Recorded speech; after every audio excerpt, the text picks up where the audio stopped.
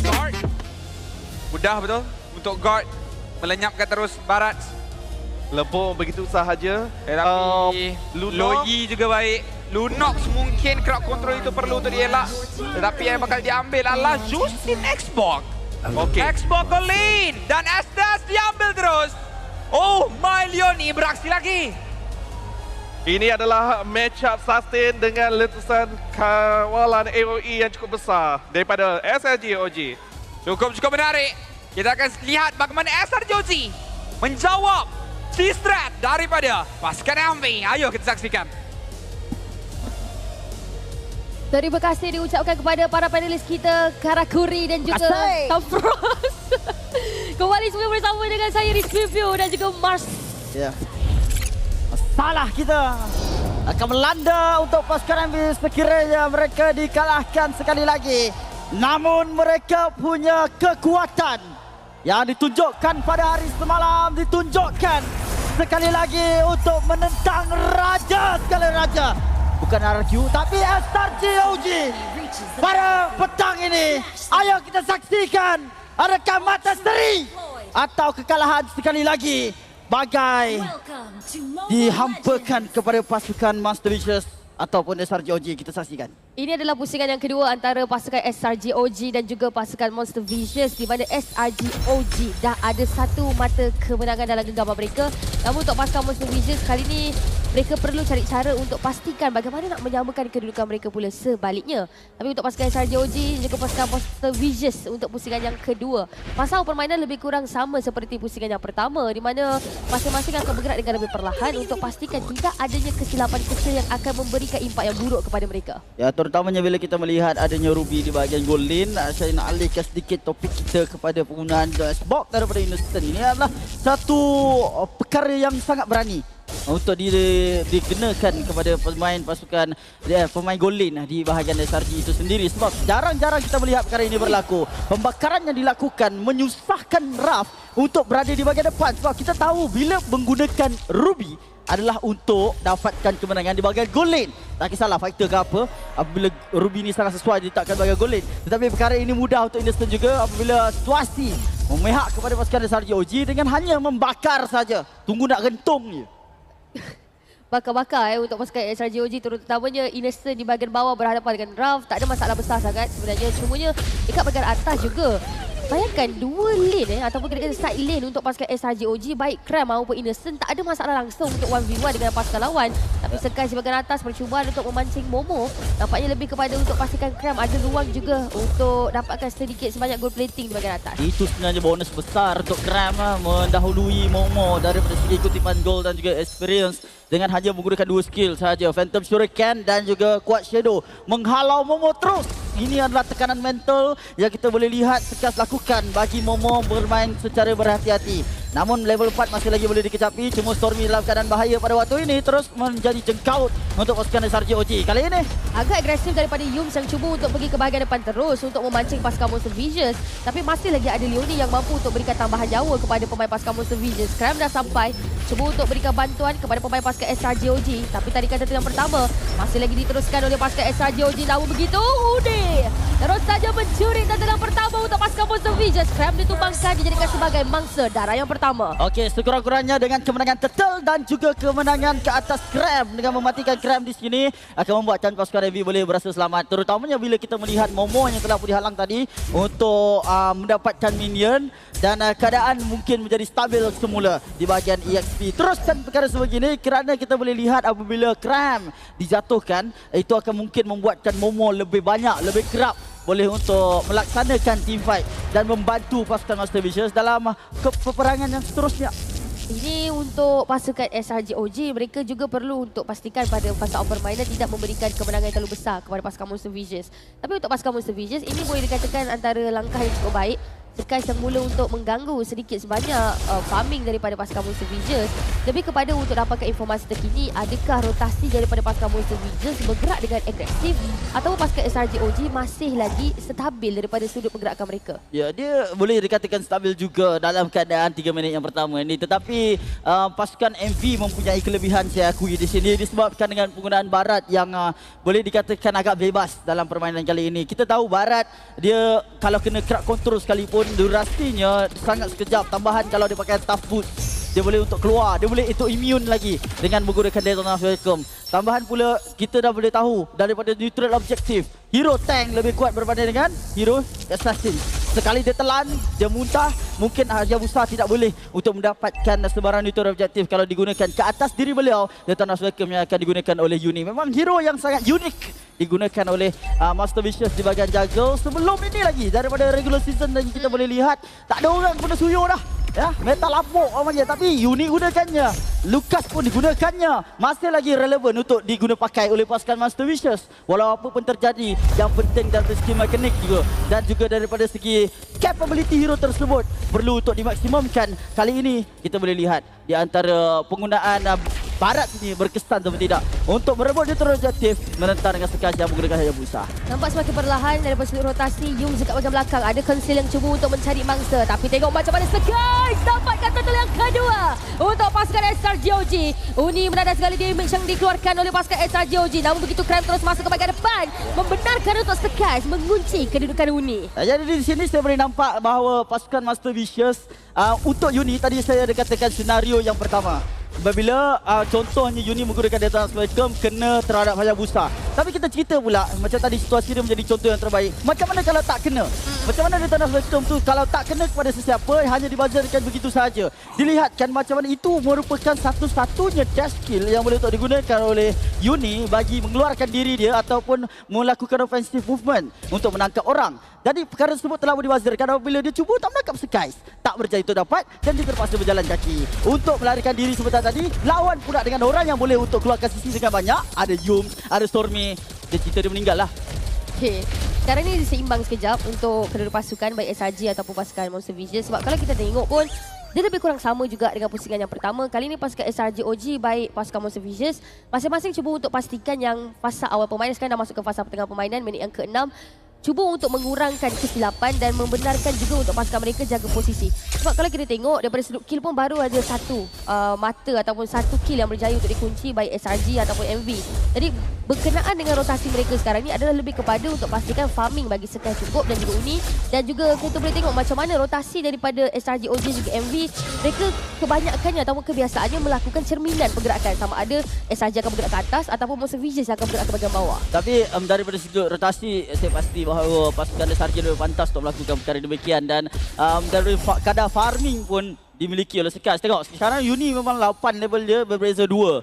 Tapi perkara sebegini tidak pelik kalau kita nampak pertandingan di antara kedua-dua jungler yang berbeza daripada segi role dia ataupun jenisnya. Daripada kita lihat sekarang ni tank lawan dengan fighter, lawan dengan assassin. Pastinya assassin mempunyai damage yang lebih banyak untuk melakukan farming dan juga dapatkan farming dengan lebih pantas berbanding dengan Uni yang menggunakan barat. Barat ni sebenarnya objektif dia apabila dapatkan tank jungler adalah untuk menang pada team fight. Dan perkara itu belum lagi terjadi pada waktu ini. Uni yang cuba untuk memastikan posisi berjaya untuk dijaga. Skies masih lagi fokus kepada turtle yang terakhir untuk pasukan SRGOG. Tetapi Skies mengunci turtle yang terakhir. Yum ditumbangkan Uni dan tak ada dua gugur. Ram cuba untuk ditangkap tetapi untuk Innocent cukup-cukup agresif memastikan untuk Ram akan ditamatkan riwayatnya. Cuba untuk bertahan lagi dan lagi tapi Ram tumbang di tangan Innocent. Tapi Graham nyawa je sekadar terpaksa akun. Apabila Bondos masuk terus dapatkan Graham. Kali ini Skies mencuba untuk dapatkan Bondos tapi digagalkan kerana masih lagi ada Leonie yang mampu untuk berikan bantuan kepada Bondos. Fight yang seimbang sebabkan dengan kematian 2 berbalas dengan 2. Tetapi panjang team fight tadi tu. Sangat-sangat panjang, ambil masa 5 tahun nak habis untuk pasukan MV. Begitu lama masa diambil untuk mematikan Momo yang tak mati-mati tadi. Tambahan pula bila kita nampak Uni menadah damage dengan terlalu banyak. Antara penangkian yang baik daripada pasukan SRGOG adalah daripada Innocent dengan membakar dan semua pemain pasukan MV full stack. Jadi damage mudah untuk dikeluarkan. Momo. Ish. Nasib baik tak dapat tu. Sorang-sorang pula kat bahagian bawah. Tapi untuk pasukan SRGOG, satu menara berjaya untuk dipecahkan.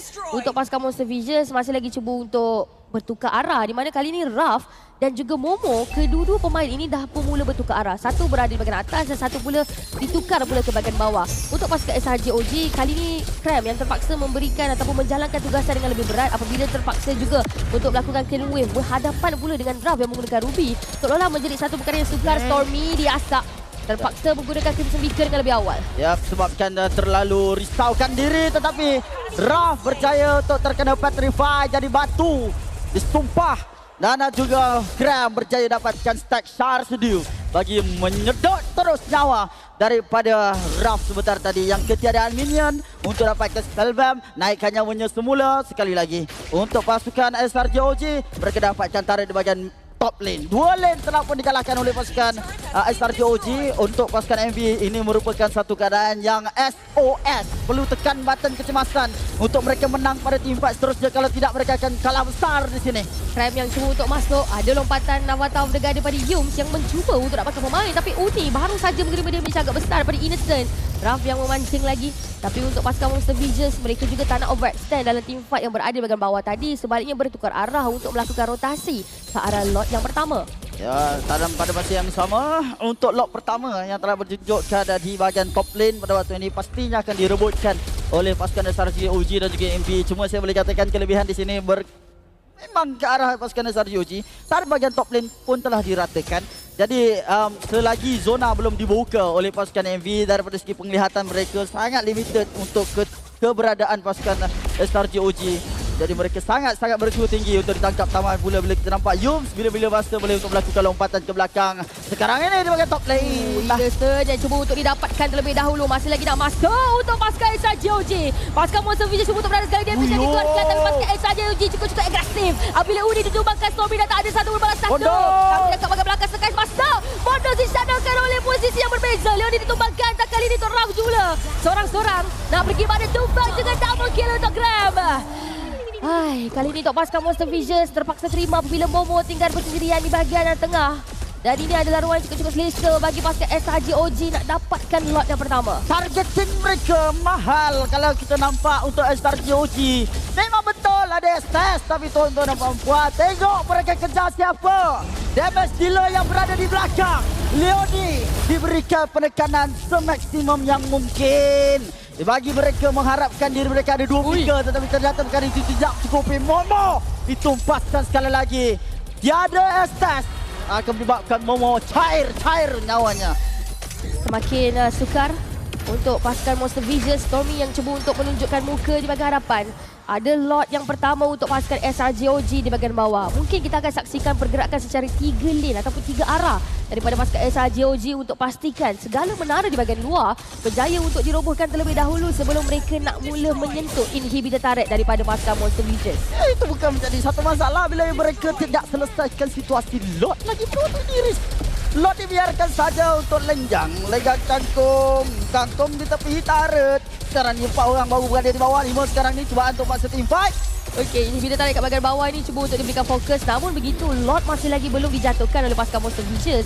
Poly Defense juga dah berjaya untuk dipecahkan oleh pasukan SRG OG dan Sekais menukar arah untuk berikan fokus, memastikan menara di bahagian atas berjaya untuk dipecahkan. Dan sekarang ini untuk SRG OG, tak ada masalah besar sangat untuk mereka. Sebaliknya untuk pasukan Monster Visions, dengan perbezaan ekonomi Gold Rush yang semakin jauh, pasukan SRG OG mungkin perlu dapatkan jawapan dengan keadaan segera.